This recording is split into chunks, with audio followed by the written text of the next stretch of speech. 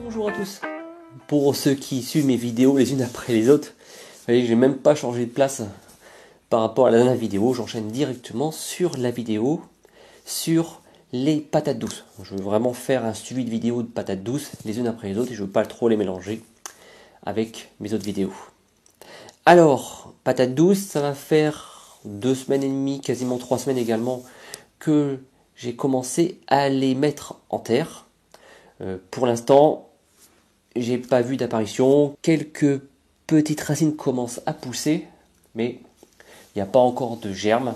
Mais c'est très très long, c'est pour ça qu'il faut les commencer assez tôt. Même si on a encore 3-4 mois avant de les mettre en pleine terre, il faut quand même y songer très tôt dans l'année. Alors, vous vous souvenez de mes méthodes? Des épluchures assez grossières mis en terre, donc soit semi-enterrées, soit enterrées à 100%. Pour l'instant, que ce soit l'un ou l'autre, j'ai pas de résultat. Celles qui sont pas enterrées naturellement, qui commencent à moisir un petit peu, on va attendre. Là, il n'y a rien de grave, pas de souci. Après, on a les patates douces enterrées à 100%. Là, pareil, ça doit peut-être faire des racines, mais on ne peut rien voir. Ensuite, on a les patates douces enterrées à la moitié. Donc là, je ne sais pas ce qui se passe, mais il y a plus de pourriture. C'est en train de moisir de partout. Pareil, on va attendre. Mais il y a plus de moisis qu'autre chose. Pour l'instant, c'est pas très très folichon. Bon, ne soyons pas trop pressés quand même. Et on a la quatrième méthode, qui est de couper une patate douce et de la faire tremper dans l'eau. Alors, là je dirais, même si on voit que ça commence à germer, mais cette méthode-là, je la referai plus. Je vais même la transformer en une autre méthode. Cette méthode-là ne me plaît pas du tout. Pourquoi? Parce qu'au niveau de l'eau, la patate douce qui a été donc coupée commence à pourrir et ça sent vraiment pas bon. Et comme j'expose mes semis dans la salle de jeu de mes filles, qui est la salle la plus chaude et la plus ensoleillée, ça, c'est pas possible. Du coup, la semaine dernière, j'ai demandé à ma femme de me racheter une plus petite patate douce que j'ai remis dans l'eau. Et là, je pense qu'il n'y aura pas de problème. Et je pense que c'est la méthode idéale. Et j'ai regardé les dernières vidéos d'Olivier. C'est exactement comme ça qu'il fait. Et pour lui, ça fonctionne à 100%. Donc je pense que celle-ci sera la meilleure.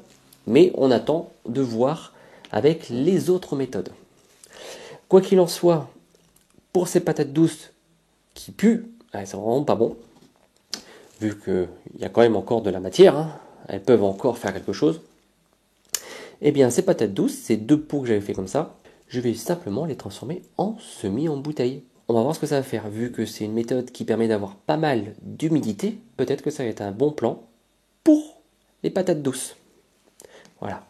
On se retrouve dehors. Ah, juste avant, celle-ci, j'en ai qu'une seule. Ma femme est partie au marché. Elle va m'en récupérer une seconde. Voilà, plus de chance pour plus de résultats. Allez, on se retrouve dehors. J'ai préparé mes bouteilles, billes d'argile, de l'eau, de la terre. Alors, je vais prendre mes petites patates douces. Donc voilà, ils commencent vraiment à pourrir et la pourriture avec de l'eau, ça sent vraiment pas bon en fait. Là, c'est vraiment un truc pas bon, mais voilà, à chaque fois qu'on passe dans la salle, c'est pas supportable là, en fait. C'est pas normal. Voilà.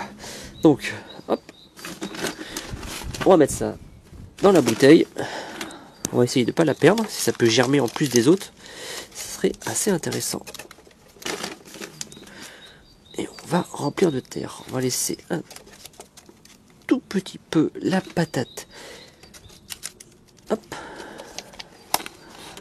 Et cette fois-ci, on va prendre la bonne vieille méthode avec le scotch. Ça fonctionne. Pourquoi changer ce qui fonctionne?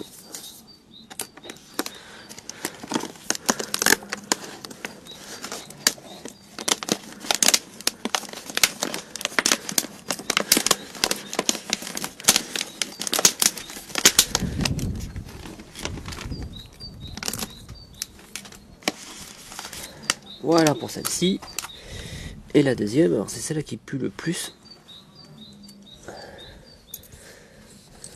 Hein, alors, on voit pas trop, mais il y a des petites racines qui commençaient à arriver.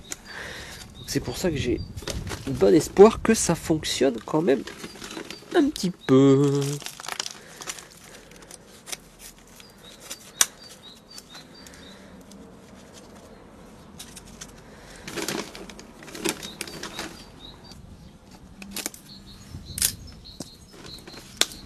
Et voilà nos 2 semis en bouteille de patates douces.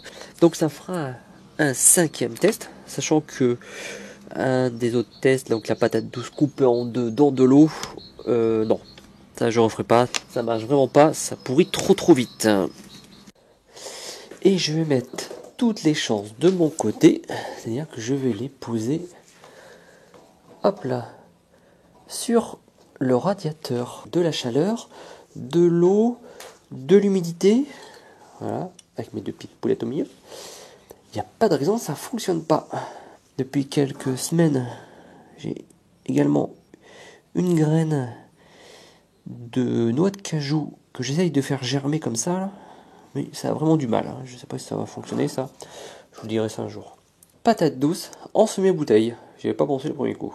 Donc comme d'habitude, on fait des expériences, on teste et on regarde ce que ça donne. Et on essaye au fur et à mesure d'adapter les bonnes méthodes. Pour tous ceux qui n'ont pas commencé et qui voudraient tester les patates douces, il n'est pas trop tard. Donc achetez plutôt une petite patate douce que vous mettez dans un verre d'eau.